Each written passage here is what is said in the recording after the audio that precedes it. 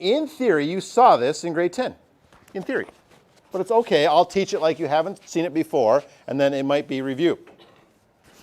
For any triangle, it is true that A over sine A will be equal to B over sine B, which will be equal to C over sine C. Now there's a bunch of details in that. The first thing is the labeling of the triangles is now important. It doesn't matter what letters you use, but, and this is the part you may want to add, if you really don't remember this from grade 10, capital letters for angles.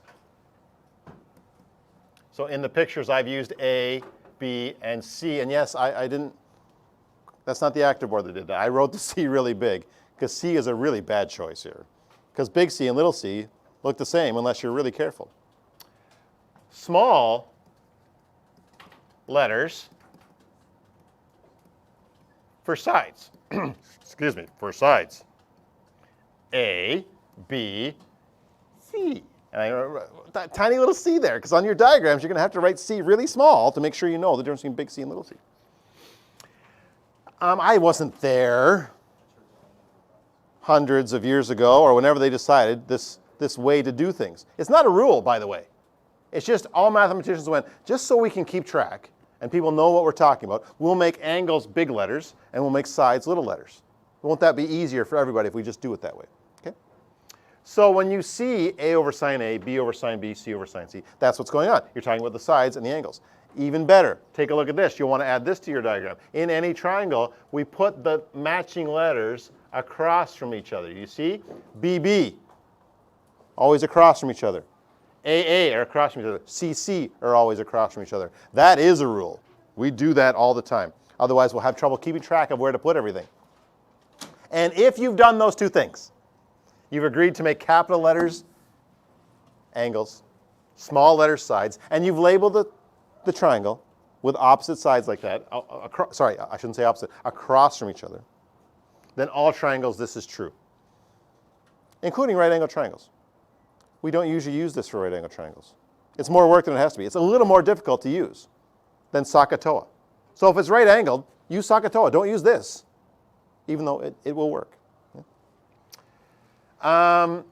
Also, don't let the fact that there's three pieces to the equation confuse you. We'll never use all three. We'll make a decision.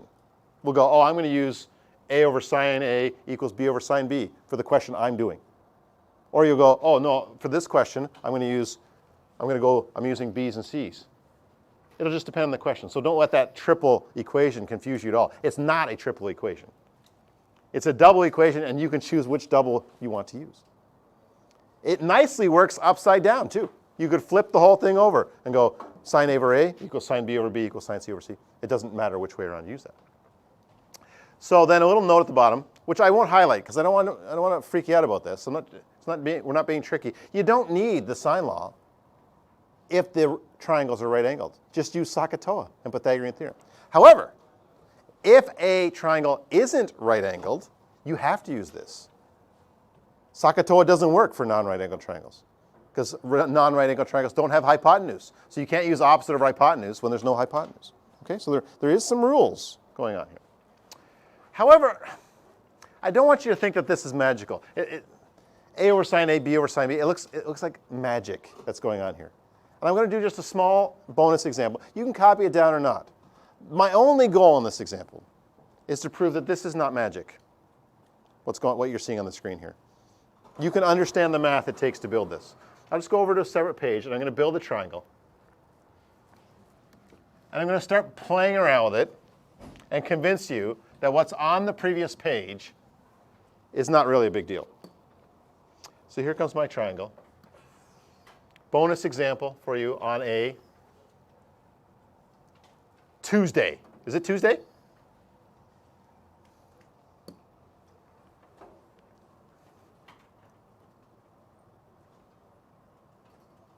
Say they give you this angle, and they say it's 50 degrees. And then they give you this angle, which is 70 degrees.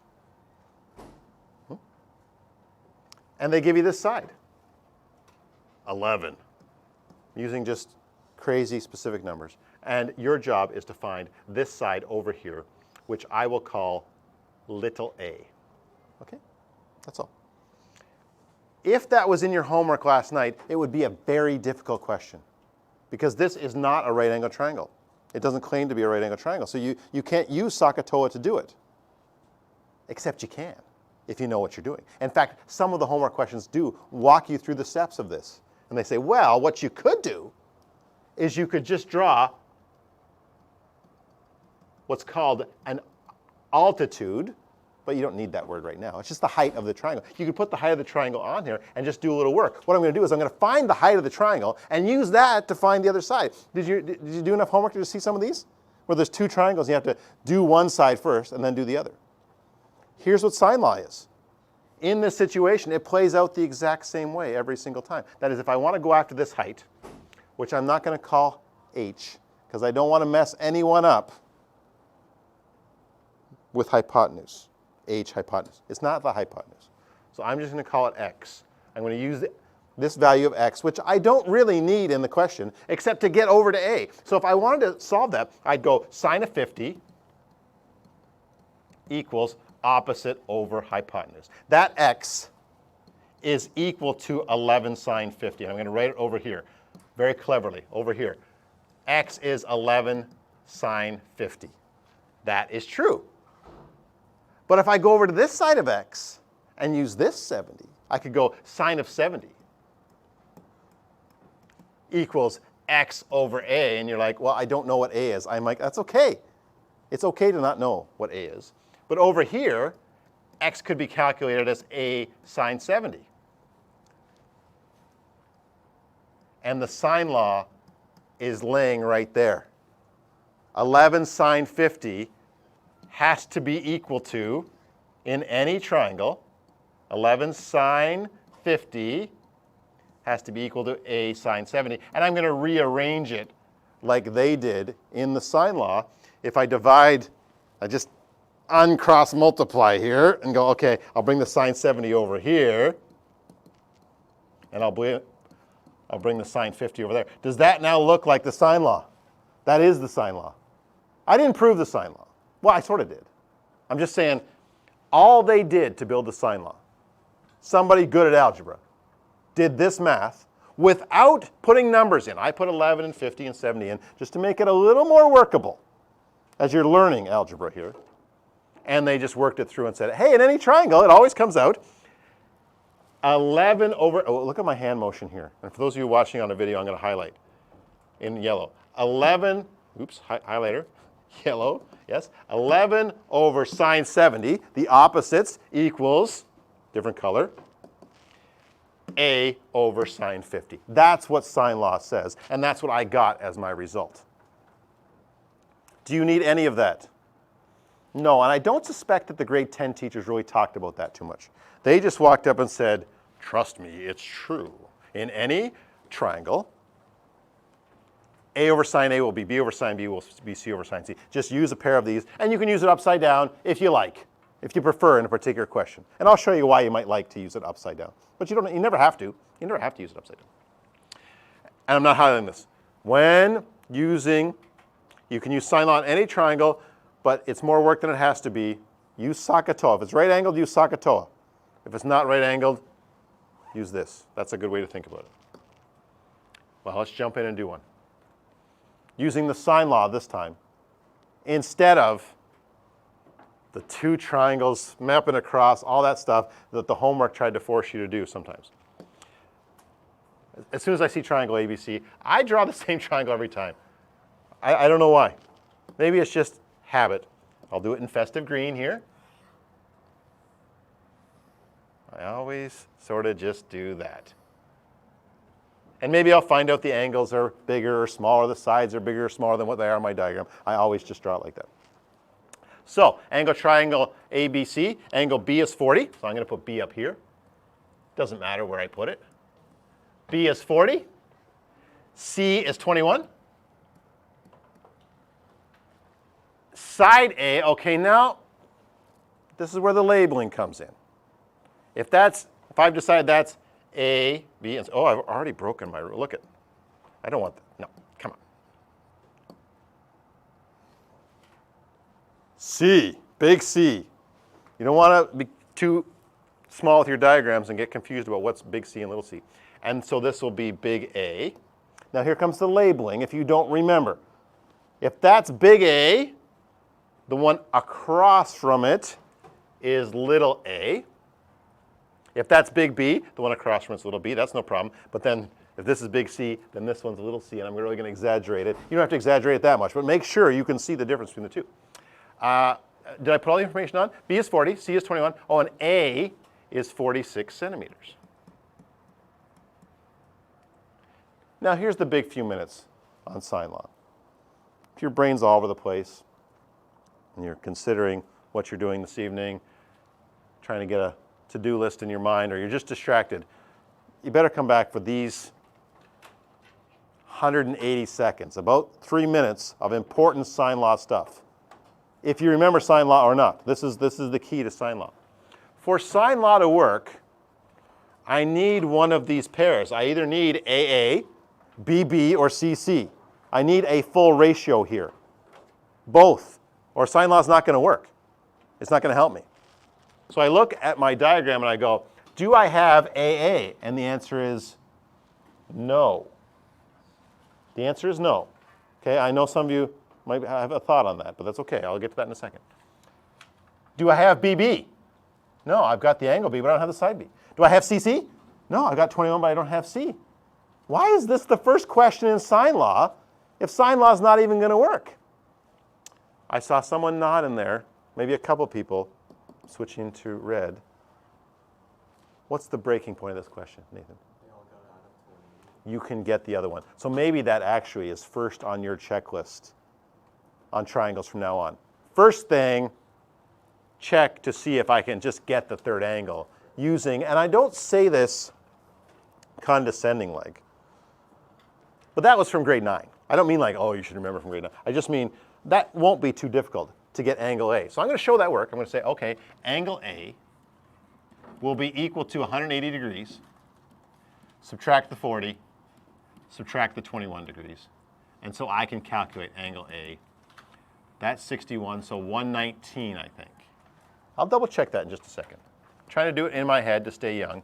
But meanwhile, I better check because I'm making a video. And let me tell you, mistakes in a video ruin my week. Gotta go back and redo the video at home. It's so annoying. You ever seen somebody who's a little thing comes up on YouTube with a little correction because they didn't want to have to redo the video? 119. Put it on your diagram. As soon as you find something, put it on your diagram. Because something happens. Now I've got AA. And sine law is like jumping off the bench, going, put me in, coach. You got an AA? I can help. Well, now here's the decision time. It doesn't matter what we decide. We can go after B, or we can go after C. We'll go after C. Yeah, let's go after C.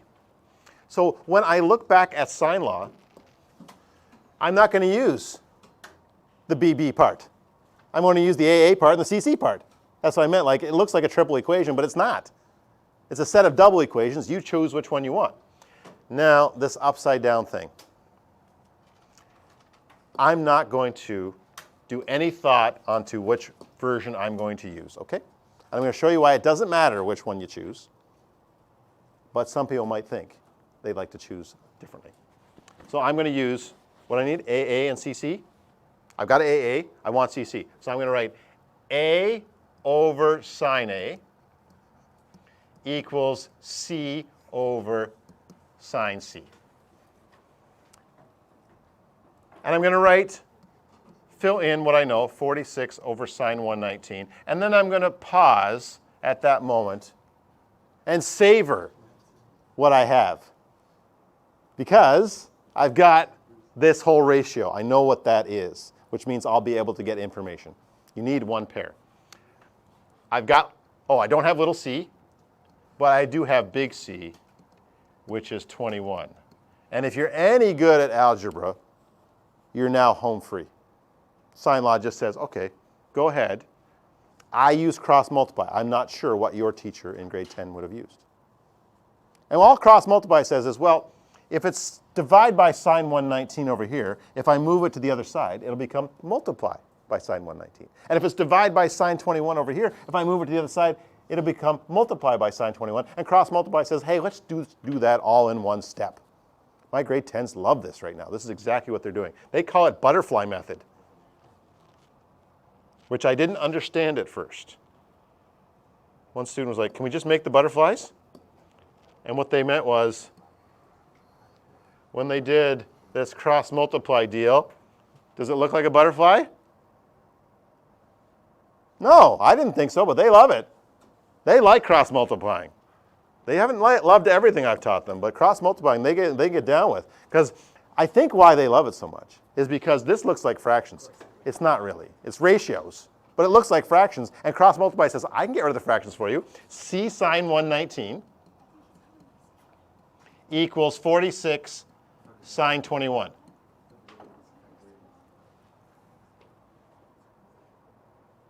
Did I cross multiply different than you would have? Would you have wrote C sine 119 on this side and 46 sine 21 on that side? It doesn't matter, and I usually make sure the variable's over here. That makes my life a little bit easier. So now, C is 46 sine 21, and you might have got that as a decimal in grade 10, and then got this as a decimal, and so on, but geez, you've got a great calculator. Why not use it? Your calculator can handle all of this, especially a good Casio fraction type calculator, which sounds like I work for Casio, doesn't it? They should put me on retainer. Even at $1 calculator, I do really well. Oh, but I'm going to show it on the screen. Hang on. Because I think my calculator on the screen doesn't do the fractions. And so if you've got fractions, well, you're going to be very happy with typing this in. I'm already in degree mode, but you should check every time. And so I need 46 sine 21 fraction button. Oh, no, that's not going to work. So mine does have a fraction button that works. So I get 46 sine 21. If yours, when you hit fraction button, doesn't make a fraction, it might be time to upgrade. Yeah? I know we've been having this conversation all semester. And then sine 119 in the bottom.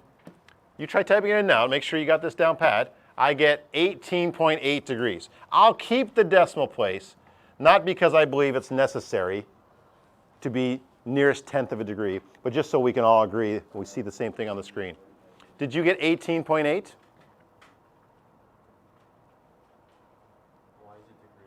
Oh, it's not degrees. Good. Sorry, I was so hyped about degrees. It's 18.8 centimeters. Let me put that in the diagram. Does it make sense that this is so much smaller than A? Yes. Why? Because this is such a smaller angle. I mean, my picture doesn't do it justice. This was a very small angle, so it should open up into a small side. This is a big angle. 119, this diagram is completely wrong. 119 would be like obtuse like this. That's the way the triangle should be drawn. I'm not going to do it, but the triangles are not there to estimate the answers. They're there to visualize what's happening so you can do the mathematics. 18.8.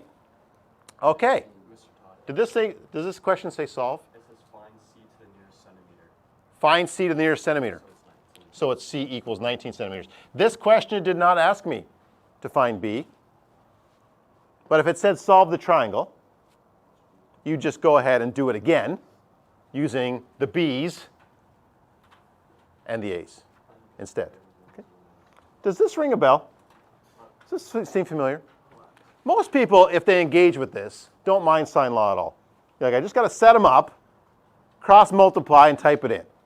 Nathan. What if I find one and then do Pythagorean theorem? Would that work? Or is that just with 90 degrees? He asks a great question, and he's answered his question. He says, once I have two, can I do Pythagorean theorem to find the third? And the answer is no. It's not a right angle triangle. Pythagorean theorem is out. So I've done a shift change here, if you've been following with my hockey analogy. Yes? As soon as it was not right angled, I had to go, no, all you guys off. Back on the bench. Hypotenuse, opposite, adjacent, SOHCAHTOA. Pythagorean theorem. You guys are all on the bench. You cannot help me here. What weapons do I have? I have the angles have to add up to 180, and now I have the sine law. There's another one coming. Maybe you remember. It's on its way in this lesson. In fact, it's on its way right away. I think that's the only example of sine law I do in the lesson. Oh, there's another one. So I do a second one. Okay. So we'll go again. Oh, but do you need more time here? 19 centimeters was the final answer because it asked for the nearest centimeter. That's why I went to 19 instead of 18.8. More time? Another example. PQR. Again, I'm boring. I'm going to try and not be boring this time. Look at I see 105.2. So I'm going to try and draw this more accurately this time because I see an angle there. So 105.2, whoops. Festive green.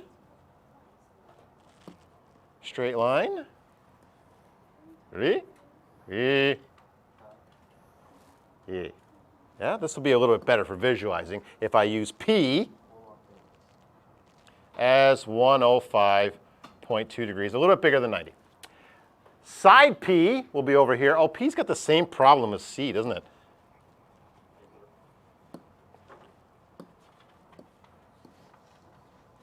There. And then little p, 23.2 centimeters. Well, I'm pretty happy already. I'm going to read the rest of the question in a second, but I'm already like, hey, matching pair. Sine law has jumped off the bench into the game, and it didn't even ask me. It's just, I'm in, coach. I'm on for this shift. Sine law is going to work here. R is 18.5, so I'm going to put big R over here and little r down here as 18.5 centimeters.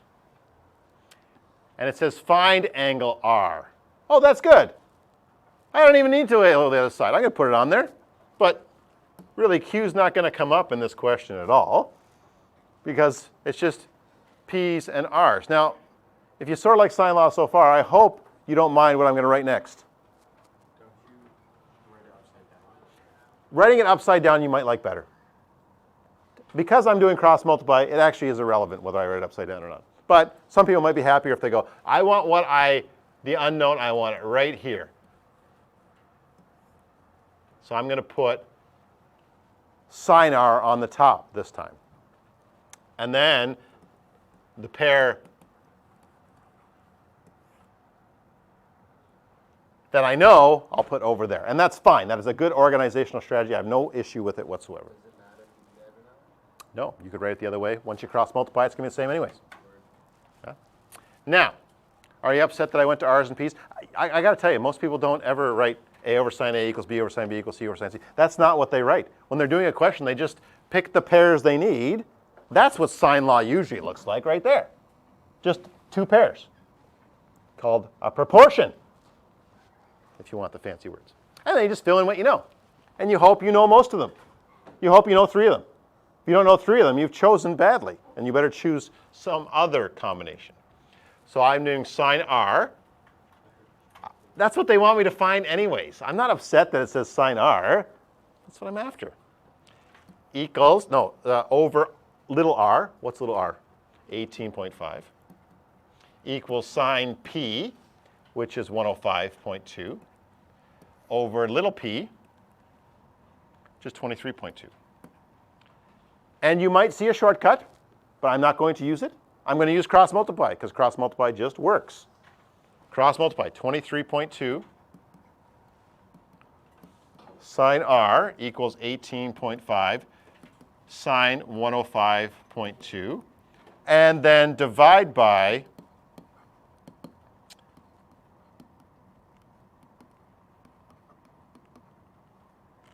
the 23.2.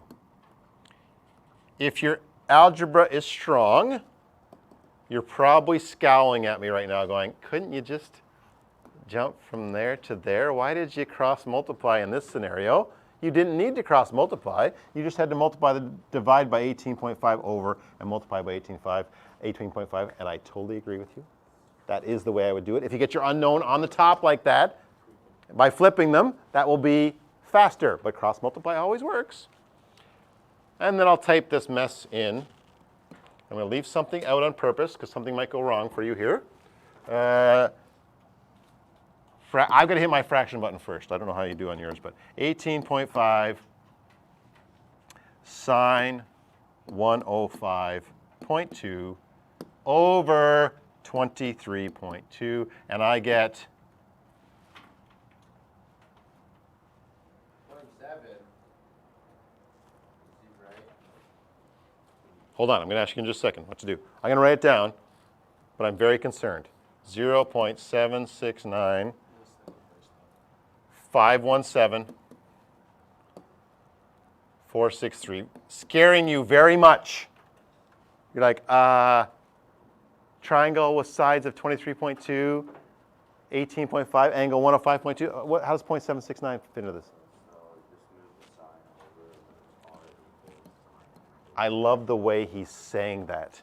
He says, just move the sign over. And the inverse of sine is called sine inverse. I won't get distracted, but it's awfully tempting to go, why is it called square root? Wouldn't inverse square have been a better name? Inverse sine is the perfect name for this. It's the inverse of sine. It undoes sine. And so when I sine inverse that thing, and check out this button. I wrote it all on purpose, but watch. There's a button on your calculator you might not be using to your full advantage. I'm going to go sine inverse. And then I'm going to hit my answer button, ANS. I don't have to retype it all in. Mine, I got to hit a green alpha button to get answer. You might have a direct answer button. Did the Cassie ones have a direct answer button? Oh, best button ever. It's sine inverse of whatever was just on the screen. It just holds that for you for a second. And I get 50.3 degrees. And again, if you're doing your homework and the answer says 50.3 and you got 50.4 or 50.2 because of rounding, decimal degrees don't usually matter. I say don't usually matter. There are applications in this world where we care about decimal degrees, but degrees are really small. Nearest degree is a really good accuracy level. Usually. Is that all they wanted there? I forget. Find R. Found R. Done. Do you have any questions there? Have you ever seen one of those internet little memes or something like that where a question like this says find R and somebody goes like this, and they go, there's R, I found it. Like, find the value of R. All right. The other one you might need, because the question that should have came up was, what if there isn't a matching pair? What if I don't have an AA, a BB, or a sine C, or a CC? That's what cosine law is for. For any triangle, the relationship between the sides. Don't want to over scare you. Look, if I just cover up everything on the right there, do you see how it's essentially Pythagorean theorem. It's an application of Pythagorean theorem. And on the back board, I won't prove it in this class, but for anyone who's curious, I went through a quick proof of the cosine law. And I only used one thing you don't know yet. Only the last line. Everything else is complicated, but stuff you already know how to do. And I only put it up there just to prove it's not magic. These things look like magic, like, oh, where are people getting these from? The same trig you're already doing. It's not too hard to come up with these particular formulas. That is, if I took a period and said, let's use Friday, and I'll just go through step by step that proof. It's pretty complicated. It's only 5 lines, but it might take 75 minutes for me to explain carefully what's happening in each line. By the end of the period, you'll be like, I get that. Yeah? Now, this course doesn't ask that. It asks you to use these things. So, you do not need to memorize all 3 forms of the law. Once you've memorized one form, the other ones are the same. Look at A, B, C, B, C, B, A, C, A, C. Yeah? If in the first one, the side by itself is A, so the angle over here is angle A. Yeah? So you don't have to memorize all 3 versions. There's a definite pattern here. And we don't need to use the sine law when working with right triangles since the primary trig ratios. So again, don't use this on a right angle triangle. It's more work than it has to be. There's no reason to use this for right angle triangles. However, for non-right triangles, this is the version of the Pythagorean theorem you have to use. You say, can I use the Pythagorean theorem? Like if someone asked me, can I use Pythagorean theorem on a non-right angle triangle? I'd say, Yeah, but this version of it. It's just another version of the Pythagorean theorem. Anyways, a suggested order of attack for triangle problems. First, ask yourself, is it a right angle triangle? And if the answer is yes, then you use SOHCAHTOA and the Pythagorean theorem. Those two things are in for right angle triangles. If it's not right angle triangle, use the sine law or the cosine law. Now let me read this, and then I'm going to put an important comment underneath for you. Use sine law when given two angles and a side, or two sides and an uncontained angle. Use cosine law if you're given three sides or two sides and a contained angle. That's all true. But it doesn't need to be written that complicated. Here's what you need to use. Sine law. If you have a side angle pair, that's when you use sine law. If somehow, some way you can come up with an AA or a BB or a CC, use sine law. And instead of reading the sentence up above, just write this. Otherwise, use cosine law. So everything written in that second sentence, which is really scary looking, can be summarized in those two sentences. Use sine law if you've got a matching pair. Use cosine law otherwise.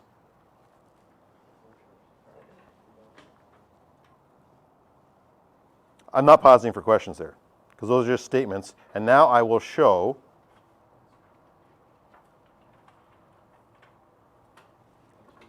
how to use that. How to use this thinking. I have two more examples. Is that right? Two more to go? And I think on the back page there's space. Yeah. The way I photocopied it, there is some space to use if we need it. We shouldn't need it. Here's how this usually goes. Most people, when they're first learning sine law and cosine law, go, I like sine law way better. It's so much simpler. And then after using it a few times, and I show you on your calculator how do you do cosine law, most people switch over and go, oh, I like the cosine law ones. Whoop, done. Much simpler. But you see if I'm right as you're doing your homework, if you get convinced that cosine law is the easier one. I'm not trying to convince you. You decide for yourself. Did I get you enough time here? You good? No, I didn't get you enough time here? Maybe the most important thing I've said today, actually. When do I use these two things? I sort of remember how to use them. I can plug these things in. But when do I use each one? And this is the guide right here. This is the Mr. Todd's simple guide to sine law and cos law. Cos law, not coleslaw. Isn't there like the side, and then the side angle? Yeah, well, all that stuff, yeah, it's all important. But in the end, the decision between sine law and cosine law, nobody likes coleslaw. Does anyone like coleslaw? It's this extra thing that people give you, oh, you have your coleslaw. You're like, no. Who's eating this stuff? And the one from KFC, you know the green radioactive stuff? Do you know what I'm talking about? Yikes.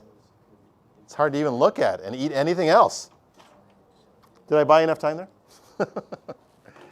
Find the length CD. What? Jeez.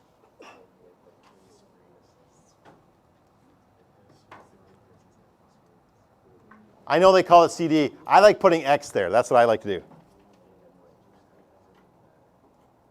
In these triangle questions, it's tempting to want a whole plan. And that's good. If you can come up with a whole plan and go, oh, here's what I'm going to do. I'm going to get that side, then I'm going to get that angle, then I'm going to get that side, that'll give me the answer. It's a good approach. There is another approach. I'll just find whatever I can find and hope it works out. Those are the two methods. I say I cannot, I'll just cover it up. Just to show off, I'll do a little weird revealer trick. What is it? It's called a spotlight. Here comes a spotlight. I say there's not enough information in this triangle to get X. I can get that angle if you want. I'm not going to. I'm not going to confuse the issue. I'm not going to get that third angle. I can get it if you want, right now. But without a matching pair, sine law cannot achieve the goal. Neither can cosine law. This will not be enough information. I've got to work in the other triangle first and see if I can move over. Now here is some wisdom about these double triangle situations. The side you really want is the one that's in both triangles. That's key. So I'm going to just put a red on there and go, if I could get that in the lower triangle, that would actually help me in the upper triangle because it's the same side. That's the side you really want to chase after. So then, if you're having trouble with these, I suggest not getting distracted by the double triangle situation. Just go over here and make yourself a new triangle, which is not new at all. It's the same triangle. Relabel it and work over here. Now, some people, visualization-wise, that actually makes it worse for them. They wish I didn't draw this separate diagram. But by drawing this here, I hope I'm making it that both people can now cope, no matter how you like to visualize it. So I'm going to work in this triangle, and I'd really like to get side F. That's the side I'd really like to get, because it's in both triangles. So, is sine law going to work in my FED triangle, FED, EFD, DEF, whatever you want to call it? Is sine law going to work? No. EE I don't have, DD I don't have, FF I don't have. So that's as simple as my reasoning goes for sine law and cosine law. I go, can I use sine law? And the answer is no. So now I'm stuck with cosine law, which I will write now. You got to memorize it, but you don't have to memorize it today. Watch how I memorize it. I'm going after F. So I write F squared equals D squared plus E squared. See, a lot of the memorization isn't as bad as it looks. When you first see cosine law, you're like, how am I going to ever memorize that disaster? Well, it starts with Pythagorean theorem. And every version it has a -2 for some reason. Now, look at the letters. The letters that go here are the letters that are on the same side. DE, cosine, the letter that's on that side. That's the pattern going on here. If you do your homework, you will almost automatically memorize it just by writing it down enough times. If you don't do your homework and you're just trying to memorize it randomly, you will find that very difficult. I think the rest is easy. I think cosine law is the easier one. I really believe that. Because now I just plug them in. I go F squared equals 2.5 squared plus 3.9 squared minus 2 times 2.5 times 3.9 cosine 97.4 degrees. Now, don't let me away with it. Examine that carefully and make sure that I didn't do any trickery. I just sort of took all the things it asked for and plugged them in there. Well, I know that right side's a big mess, but your calculator can handle it no problem. In fact, you could square root it right now. Those of you who really get what's going on, you could just hit square root, open a bracket, and write all that. I won't. I'll go F squared equals, and I'll figure out what this is. But there is even another shortcut here once you get good at these. So type it in now to make sure you're proficient at typing these things in. 2.5 squared plus 3.9 squared minus 2 times the 2.5 and the 3.9. If you do enough of these questions, you'll just get used to the 2.5 and the 3.9 happen again, and then cosine of the angle from the other side. Check it out and see if you get this thing. 23.97, 15, 14, 13. So I've got a triangle that has sides 2.5, 3.9, and 23.97? That doesn't seem possible. Still have to square root. So don't forget that. That's probably the most common error in cosine law, is forgetting to square root this thing at the end. And I'll write it all out, but again, I want to show off my answer button here. When I type it in, I don't got to type it all in again. I'm just going to go square root. On mine, I hit alpha answer, but maybe you got a direct answer button. And I get 4.9. I'm only going to keep one decimal place. The question only had one decimal place. The idea that I could round to 6 decimal places in a final answer when I only started with one decimal place is a bit ridiculous. And I'm more talking to science people at that point. you'll get talking about significant digits and what's reasonable to use in your answer. I'm going to put that on my diagram, 4.9. That is huge. Because now I can go up in the upper diagram and see what I can do. First, can I use sine law? No. I don't have the opposite, or sorry, the side across from 56.7. I don't have the side here. I've got this side. Yes. He's nodding. I can use sine law. So some of you might question the wisdom of me not finding that angle when I could. And I'm with you. Maybe right off the bat, the first thing I should have done is go, well, I don't know how this question is going to play out, but I can find this angle right here.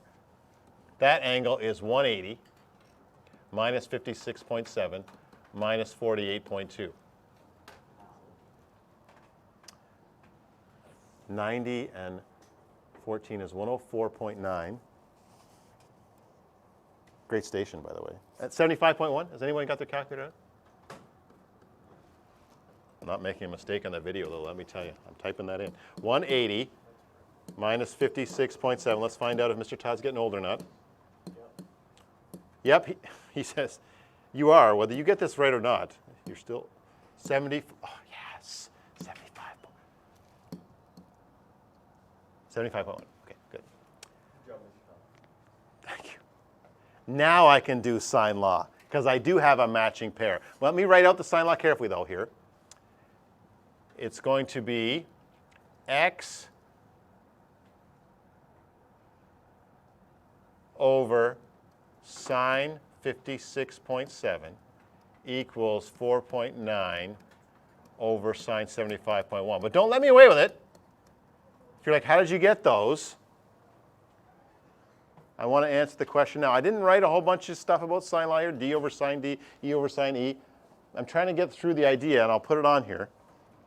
What I did before is I'll go, okay, I'm after that pair, because that's what I'm trying to find. And I have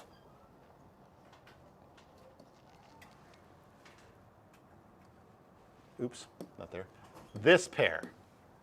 Slightly different colors there. So I've got a pair I have for sine law and a pair I need. I'll do the rest fairly quickly, because I hope the sine law is something you're not finding too difficult now.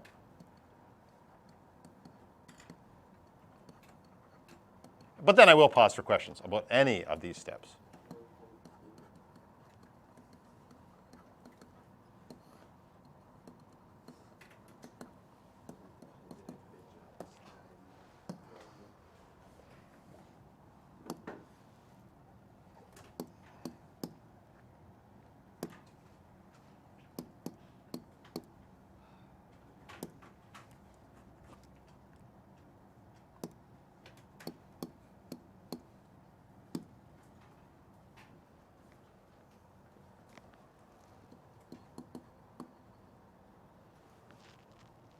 I'll leave that up while you're thinking it over. I'm going to type that in again on my side calculator here, just to make sure there are no mistakes.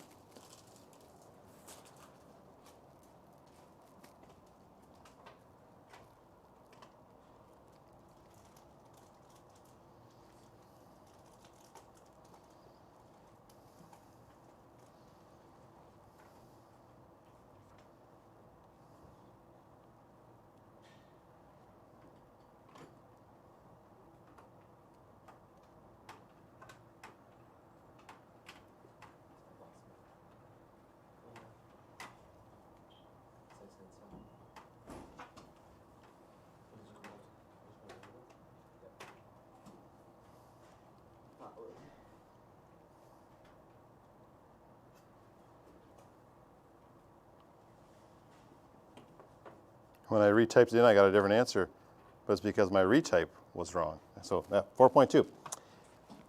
Any questions about that? All right. This is one of those lessons where it's like, at this point in the lesson, many people are like, hey, that's not so bad. I think I could do that. There's one question to watch out for. Here it comes. Do you need more time here?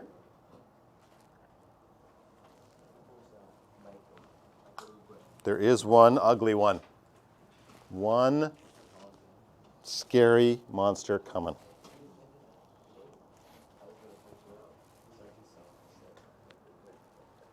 In triangle ABC. Okay. Did you see how impossible Sushi said? Triangle ABC. A, B, C. Little C, little B, little A. A is 9.6 meters. B is 20.6 meters. C is 14.7 meters. It says find angle B.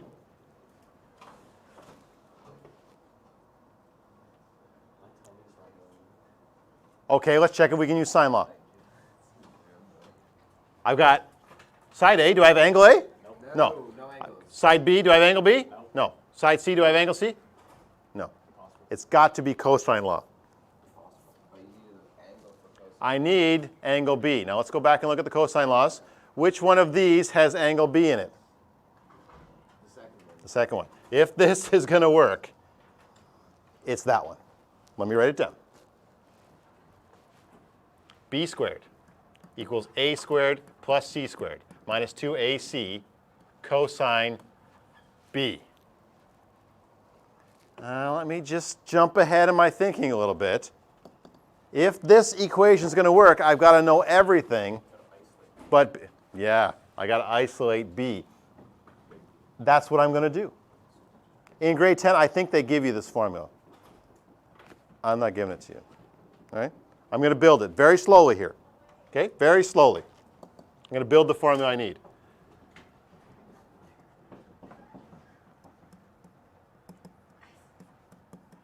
Now just stare at that for a second and decide whether I am being too crazy in one step there or not. I've left a little space to do an extra step if you need to.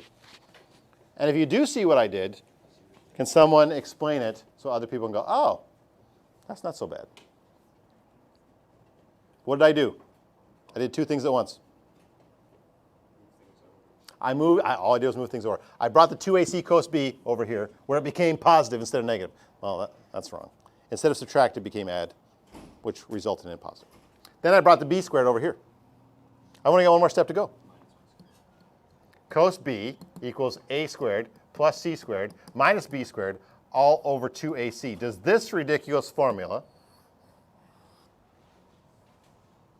ring a bell from grade 10? They probably just gave it to you.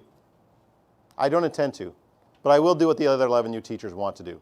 So make sure you clarify that with me before test time. I'll go ask one of the 11U teachers and say, hey, do you usually give this version of the formula? Maybe they'll say we give them all the formulas, and I'll be like, what? Jeez. Well, it gives open book tests. Yeah, well, I give assignments. Which are better? Open book Would you rather know? They're worth more. Open book tests are a disaster, man. Why is that? Because everybody goes, oh, don't have to study, don't have to do anything. And then all you hear on open book tests is 65 minutes of flip, flip, flip, flip, flip, as people flip through the thing to try and figure out how to do a question which they haven't practiced. Yeah. Assignments are way better. Go home, think it over, talk to somebody else. My opinion, anyways. I try and give opportunities that aren't just tests. All right, I'm ready. Cos B. Now I'm just plugging in. So if you know this formula, this is not a big deal. We do this in grade 10 because it's really not a big deal if you have the formula.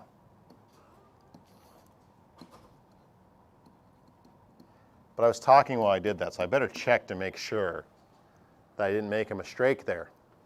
A squared plus C squared minus B squared over 2AC. Yes. I type that disaster in and see what I get. And I'll do the dramatic stuff again about this answer that's going to come up. Because what's going to come up might scare you. 9.6 squared plus 14.7 squared minus 20.6 squared over 2 times 9.6 times 14.7. Those of you with a so-so calculator Typing this in is going to cause you some heartache because there's a lot going on here. I get cos B equals, huh? What do you mean? He's already lesser. Needs to be more. This should scare you in two ways. Or could scare you in two ways.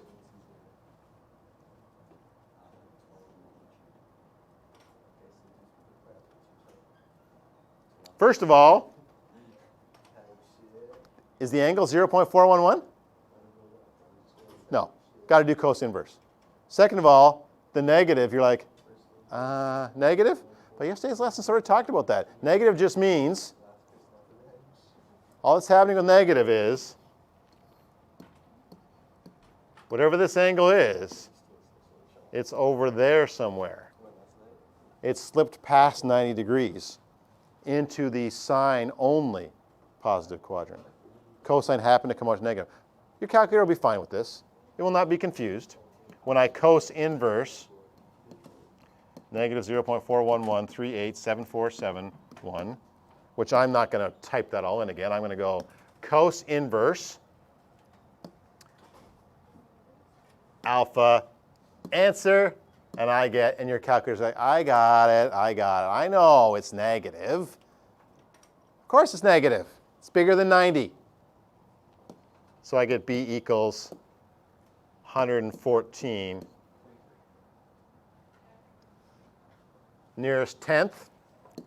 Yeah, I know it says that, but geez. Tenth of a degree is really shockingly accurate. I'll talk to the science people for a second.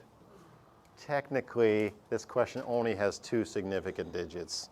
The idea of going 114.3 is a bit ridiculous. But okay, from a math standpoint, we will do it, and we'll wait to decide what's reasonable on the accuracy here. Any questions about that? If you had $20 to bet whether there was going to be a three-side question on your test, you should bet the $20, no problem. So I will put some stars over here to go, yeah. Don't bother asking me that. Mr. Todd, is going to be one of those three-side ones on that test? Absolutely.